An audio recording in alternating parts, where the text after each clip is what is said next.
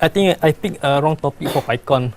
I supposed to propose this to PHP conference instead, I think.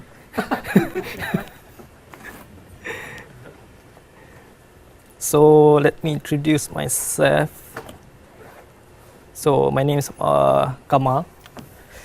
I started doing web development on long time ago on PHP, ASP, on the classic ASP, and then moved to PHP. Then work a little bit on WordPress, and then do some Drupal development.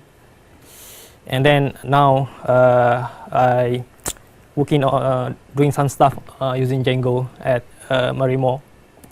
So this is among the stuff that we are doing right now. So Maritech SMS service, it's just a service to send SMS in Japan. Easy SMS API, also a service to an API service to send SMS in Japan. And MariProperty.com is a property website anonymous discussion website for targeted for people in Malaysia. So that's among the stuff that we did. Okay, so before I start, so does everyone here is a PHP developers, PHP programmers? So everyone is Python developers really. You wanted to ask them to raise their hands. Anyone is PHP developers? Okay, yeah, I think definitely I picked a wrong topic actually. I should propose this to a PHP conference, I think. They might boo you down the stage. I don't know. That's the risk. Okay, so since most of us is Python programmers, Python developers, actually, maybe we should just use this session to discuss some points on how to actually get PHP developers to come to Python to do Python web development. So if anyone has already used PHP, so I can say that I want to say that PHP is simple. So I think everyone agree with this? PHP is simple. I think at least deploying PHP application is simple. Okay. So you just have the file name index.php. You upload it to your shared hosting server. Okay. Put it under the document root that the hosting provider provide to you. Okay, just FTP or SCP it, then done. Just refresh your browser and you see the hello world on your browser. So it's very simple. I think this is more targeted for the maybe those who are in the small business industry, not in the large corporation where they have control to the servers, they have their own servers. So that's definitely not an issue. But for those in a small business, as before I work for just I work with my brothers in a very do some local shop, but we want to put some site online. So we really have constraint on budget. We can't afford to buy a dedicated server, or even at that time, even to list a VPS. We can't afford that. So the only option that we have is shared hosting.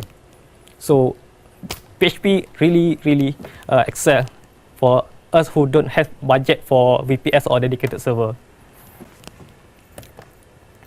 So let's look why PHP deployment is so simple. So I think the obvious way to deploy PHP application so far, I think 99% of the time is by using Mohd PHP. I think anyone here does not know what is Mohd PHP? Can you raise your hand? So everyone know what is Mohd PHP, right? So we have the Apache server, and then we have all the Apache module, the Mohd vhost, Mohd layers. Then we have the Mohd PHP. This is Mohd PHP. So Mohd PHP is an Apache module that running the PHP interpreter within the Apache process, and then request came in through Apache. Let's say the user request for index.php. and then since we have configured the servers to recognize that for file with MIME type of PHP or has the .php extensions, just pass it to the Mohd PHP. Mohd PHP do the interpret the PHP file, has the result and return it back to Apache. Apache give it back to the browser. So it's very simple. It's simple to the users and it's simple to the system administrators. System administrators just need to configure the PHP, make sure the Mohd PHP is properly installed and done. They don't have to worry about any other process to manage. And for the users, they just upload the file and it's done. Of course, there's a caveat on this, the issues with the shared running under the shared process. Means all the users are running under, for example, if you are under shared hosting and then you have let's say 100 of users, and then all the 100 users are running the PHP application as one single user, which is the Apache user. So I think for everyone that has experience running a website using PHP, using under shared hosting, you have the problem of, let's say you want to upload files and the web server unable to write to your directories, because the directory is owned by you, the users, but the web server is running as Apache user, such as Nobody or www. So it's unable. So you have an option whether to give a write access to the Apache users, so the Apache users can write to the directories. But that mean also all the users now has a write access to your directories. So that's the downside of running under a shared process like Mohd PHP. So there's a lot of workaround done in PHP. There's a safe based date. There's a limit based date, safe mode, anything to work around that limitations. And most of the time, sometimes it works, and sometimes each of the workaround trip each other. So yeah. Okay. So it's CGI like. So it's more like CGI actually. It's just that it does not have the overhead of CGI, because the PHP process, the PHP interpreter already running in the Python process. So when the request came in, Apache just passed the PHP file to the Mohd PHP, and Mohd PHP already in memory and able to interpret the file. So there's no need to start the PHP interpreter for every request like CGI. But it's still like a CGI, because for each request, the PHP interpreter start a new process to interpret the file. So there's no long running process. And if you look into the PHP, just a rough count that I searched on Google, there's more than 5,000 built-in function in PHP. So it's really ready for you to do a web development, and all the functions are written in C. So there's no issues of to start a new process,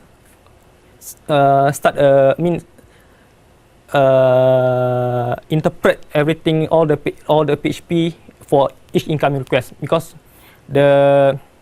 all the functions already in the interpreter process, the Apache process. Okay, and then Python. Okay, I thought it's still simple. Actually, I'm quite frustrated when I'm going through to prepare for this presentation, because in the end I thought that it's still not simple to explain to PHP developers how to actually to deploy Python applications. So actually, so let's look at the Python execution model. So we still have the web server. this is assumed that we are running in using Mohd WSGI. I think everyone knows what is Mohd WSGI, right? It's just among the option that we have to run the Python WSGI applications. So I just assume, I think this is the easiest that we can present to PHP developers. Anyway, so we have all the application module, and then they have the Mohd WSGI, and then I think this is the main difference. So if you see here, you can see that our applications, and also the Django framework is running inside the Mohd WSGI applications, and then so it's running within the Apache process, or in case we are running in under daemon mode, so it's running under it's a separate process under our own user, but it's still part of the Mohd WSGI. And then when the request came in, user request for and then the index function get called. So the process already being started when we start the server, and then when the request came in, you just call the views function in our in the Django views. So that's the difference. So we have the Apache process, and then we have the Mohd WSGI process. And if we are running it under demo mode, we also have the demo process to run our applications. So there is at least 2 or 3 processes now need to be managed on the server.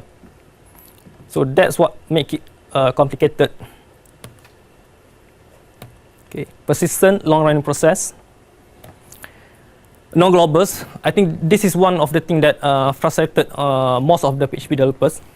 So, because when you need to do we need to access some data in the request, you have to pass the data between the function call. I think this is, if you develop some Django, you always see this kind of pattern. I mean, you have a index request, and then it's called some other function. You have to pass the request object to the next functions. Unlike PHP, you can have something like this. See, you have the function index, then you have some other function. You just directly call the global get variables to get the data that you want. So there's no need to pass the data around. And PHP developers is really used to this kind of things. So it's really frustrated when you are deep under the application code, and then you need to access. How do I know the current login users? And then you realize that request object is not being passed to that function. So it's really frustrated.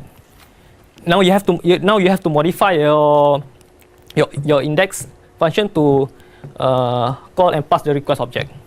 Of course, this is the best practice, but problem is PHP developers are too used to this kind of practice, and you will see this even in the prominent application framework such as Drupal, where some part of the code still accessing the global object directly.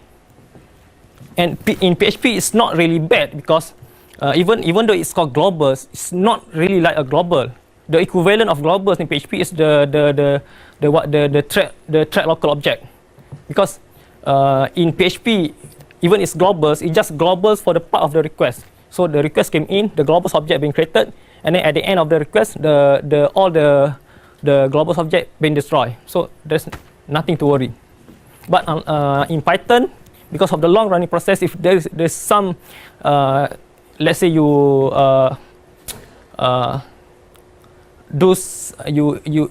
initialize some variables at the global scope, and then that variable will persist until you restart the applications.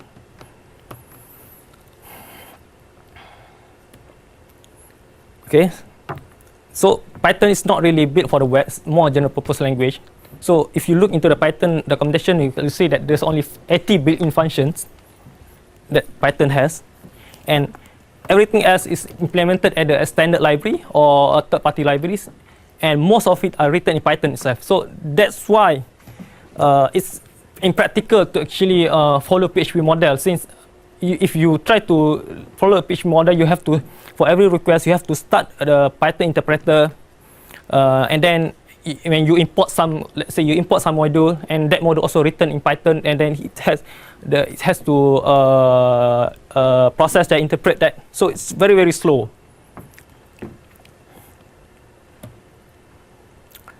So this is actually I think the quickest way to get Django running is on Ubuntu 10.04. Just apt install Python setup to easy install Django.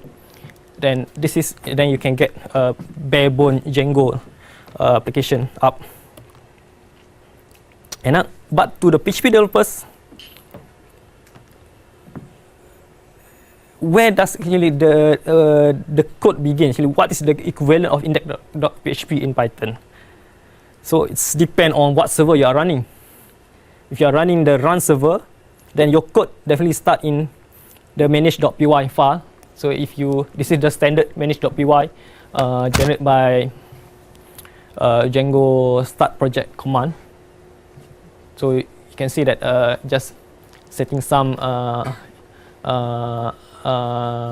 environment variable settings, and then import the function and then execute that function. And if you are running it under mod WSGI, you create a new index.php script. Okay, and then you import the application object. Import application object. You configure your Apache virtual host config. And then you point it to the index.wsgi that you have just created. So this is the entry point to our applications.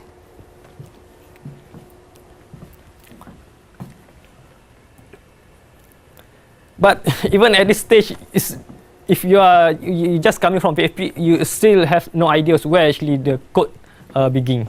So another frustrating moment for you if you just looking into Django, into Python web development.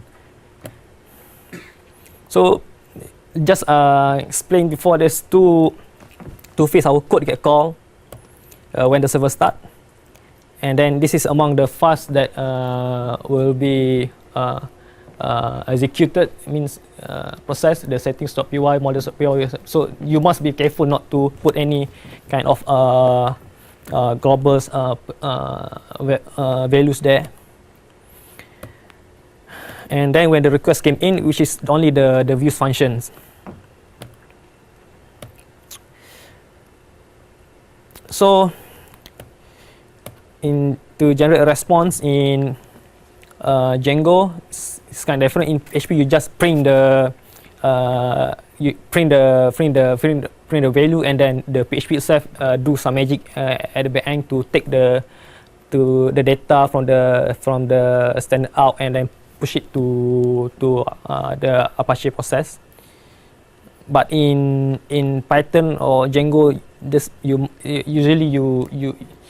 this has been expected to you return a response object instead. And then most of the time you use a template. You prepare the data in the views function, and then you pass it to the template. So this is just some basic template that you have in the Django. Nothing. So there's no print.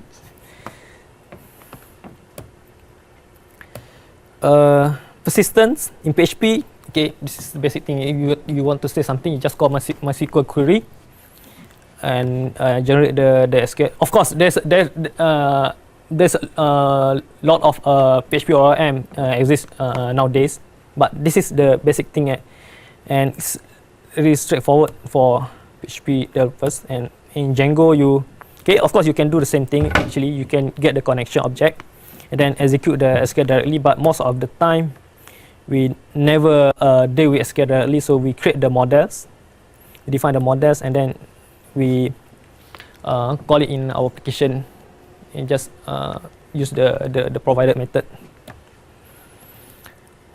Input in PHP, just simple post to get the post data that user submit through form. In Django, okay, almost equivalent. You access it through the request.post instead. But still, most of the time we never deal with this directly. We use the forms. So we define the forms to what we want to accept, which is name and address, and we define the data type, the field type. And then here we do some processing, and we can also do some validating of the value. And then in our functions, we can check whether we create a form, pass the post data, and then call form.isValid to make sure that our validation code is being run. And if everything runs fine, we get the data in the form.clean data.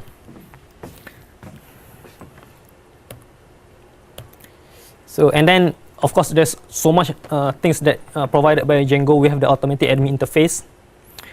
We have the internationalization and localizations, the authentications, and then the sessions, the email sending framework. Okay.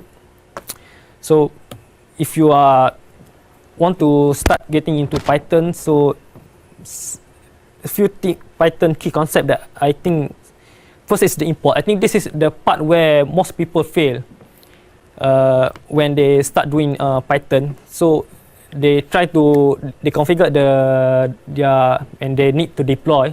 The issue basically when doing the deployment, not development. Development, most of the time they just run the run server manage.py run server, and they can get started doing the development. But when they are pushing it to deploy it to the servers, they have all the import errors coming out to the log. So try to really understand how the import work in Python. And then the next thing, if you really want to understand how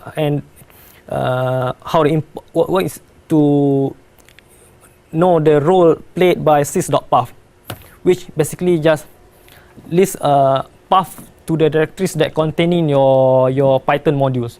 So this is where when you do import something, this is where Python will look, the place that Python will look to import the module. So if in PHP there's an include underscore path that you can set in your php.ini settings. But most of the time we never use that, because we just put the code within our project, or even we calculate somehow the path to the project, and then we include that. I think we are running out of time, so think in terms of what can be import, and then if there's something wrong, the code module maybe not in sys.path, mean your code maybe not in the in this path, so that's why it cannot be import. So make sure there's a path to your project directories here. And if you are running Mohd there's also an issue. Maybe the Mohd does not have permission to read the file, so it cannot import your code. Okay, that's all I think. So any questions? Okay. Not completely a question, but yeah, some comment. Well, first maybe as a disclaimer, I think I'm programming with PHP, but I think PHP itself is not a very fine language. Okay. But I thought what was troubling me a little bit during your talk was that I thought, well, I stopped programming PHP like that long time ago. I mean, who in his right mind for a bigger project would use plain PHP? Because, well, Django itself is also not plain Python, but a full-fledged web framework. And so I had some trouble understanding your concept, your core ideas, right? Because we were not comparing more or less the language structure, PHP versus Python, and so on, in disadvantages. But you were often comparing, at least I had the impression, between plain PHP and the idea of using a web framework, which Django is. So for example, when I'm doing web development under PHP, I normally use Symfony, which is in some way comparable to Django as far as I can understand Django at the moment. And so a lot of the critique, I think, is not very present. So for example, the last time I used globals in any PHP file was maybe 10 years ago or something like that. Okay. So that's was just the impression I got from the talk. Yeah. Actually. Yeah, because PHP actually being, as I said, it's being specifically designed for web. So you can actually just pick PHP and write your next web application. But you're unable to do that in Python. You have to use some framework. Of course, you can write the low level WHA applications, but definitely most of the time it's just a waste of time. So you better just pick at least you pick web.py or bottle or Flask if you don't want to the heavy of Django. So that's why I just pick PHP as a language and then Django as a framework, because there's no point of writing your Python application not using any kind of framework.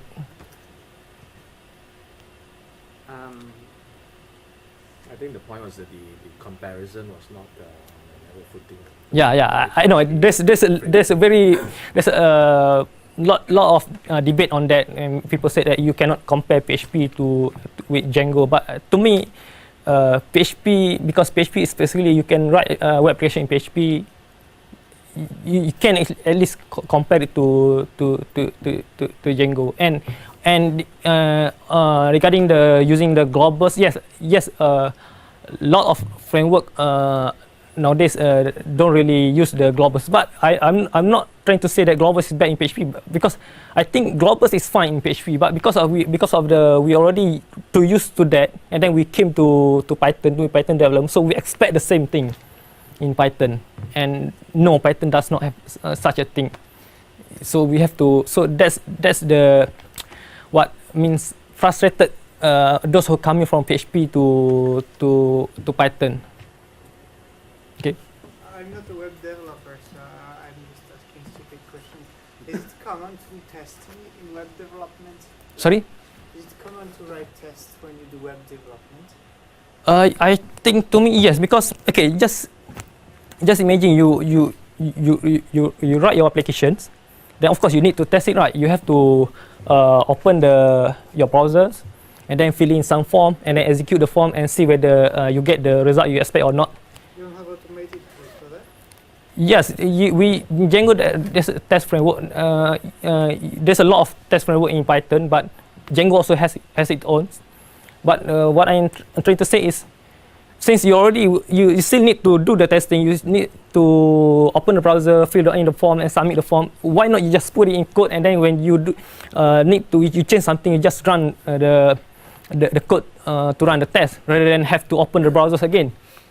So I think definitely test is very, very important even for web application. And so you do that in PHP also? You do test PHP applications? Because I saw the code with globals and stuff, it looks... No, I don't. I have just started doing tests when I working on Django project. Oh, okay, I see. Okay. The question I had was, when I was listening to you, you sound like quite frustrated. So the question I had in the context of a Python conference was, you seem to sound like then why are we, with all the frustration? Yeah. Why then? The frustration is because I already passed that. I managed to pass that, but we still need to train a new hires coming, and that's the frustration, because I can't find a good way to actually make them understand what I understand. But the way you describe it is just because the company, therefore, they decided to use Python or Python framework. I'm very happy to use Python actually. Okay, if they someday decide to switch to PHP, I will go away. Okay. Just that I didn't get the sense of Okay. Okay. I think have the same kind of thing. So actually, when you use PHP recently, you should be using a framework. And for example, Zen framework, they have a test suite, and so you write tests with them. and so you have expected HTML results Yeah. implemented. So that's how you do test driven things. Okay. So this is, It's easier. if you do it with So the testing is only for the functionality or for the browser compatibility? I think the HTML as well. So the output, then you can see you have the same HTML or the test fails. So I think maybe I can expand a little bit more about that. So several frameworks as well, not only in PHP and Python, but also, for example, Modern Rails have some testing units. For example, for PHP, PHP unit is somewhat similar to JUnit, it's very similar, very famous, which more or less gives you a base for all different kinds of testing, whether it be client-side request or just handling of the data by your object relational model map and so on. So that's just for ensuring that during your development you don't run into any unexpected problems, especially if you start to change the code in a bigger project, that you don't have any, let's say, unwanted side effects later on, or at least you know them. Okay. In Django or any Python framework, they also have a really good test framework like pilot test. Pilot You can test, no. Unit test, functional test, all that kind of stuff. And you can use testing framework like Jenkins also. Yeah, definitely. We're not using Jenkins, but I have tried using Jenkins to run our tests, and it works fine.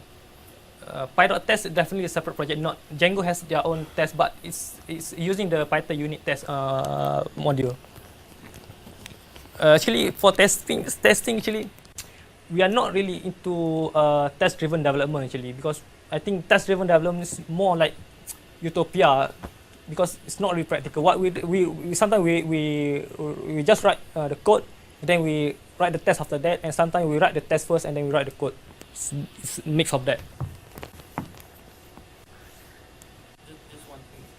So I think this is just my opinion, and I'm not trying to start another war here, but I have some experience working on PHP and also in Python, and I think from an engineering point of view, just because Python's strict for spaces, right, it is more suitable for engineering than PHP, especially when you try to read someone else's code by 0.5 for example. So that is one thing I think I like about Python. But so I think the world will be a happier place if everyone switch from PHP to Python. So that's just my personal opinion. And I think in order for us, if we want to do that, do you think we will have this kind of issues? People who want to switch, but it's too high of a hurdle for them. Yeah, definitely. Do you think there's like a tutorial or write-up, or someone has already written about this, a book? Have you ever found a reference material for this? Not really in structured way, just some random tutorial. I think another problem is for us here in Singapore and Malaysia especially. The problem of adoption is what I can realize is when the PHP came. At that time, everyone is using ASP to develop web applications, and then PHP came. So why PHP really take off is the number of availability of shared hosting, cheap shared hosting that developers can just pick and test their applications, and then everyone start using PHP. And problem with Python is how to get a cheap Python hosting in Malaysia or Singapore. You have to look around, and just recently you only got one in Singapore after how many years? 10 years. So I think that's among also the problem. Okay. Perhaps I have to stop you here because our next final talk is the keynote from Nana Kelly. So she's supposed to start at 4:45. So probably we need some time to make our way there. Thank you very much. Thanks. Okay. Thanks.